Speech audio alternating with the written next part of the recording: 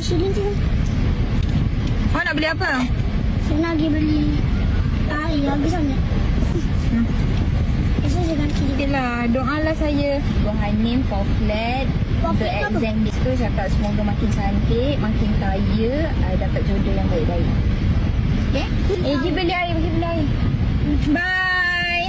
Bye. Panas ni, pergi duduk dekat tempat tidur. Kenapa, bye? Bye. Bye. Pergi beli air. Aduh. Ya.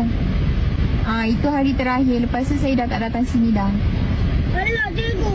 Ya, saya kena pindah sekolah. Saya pergi sekolah dekat Seremban pula.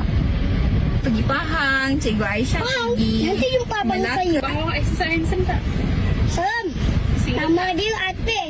Ate, takkanlah saya bercinta dengan Ate. Hey, Sam. Jawab. Sekarang dia dah kerja dah. Bombong. Wow. Hey, Sam. Jawab. Sekarang dia dah kerja dah. Bombong. Wow. Cikgu Salim trauma dengan bomba. Saya kalau cikgu 50% dia. Dia panaslah kepala. Pergi masak. Kena 50%. 50% nak cukup itu. Ambil sini 50 sen tu. Dah. Dah. Okey. Selesai masalah. Jumpa lagi. Bye. Dalam cubalah kat suruh abang. Betul lah. Cikgu. Cikgu ni nampak muda nak baca akak lagi. Boleh lah. Kami nak gerak Ni. Kami pun nak beli aiskrim. Akak. Cikgu. Boleh tak cikgu suruh cik kedai tu buat ayam di sini.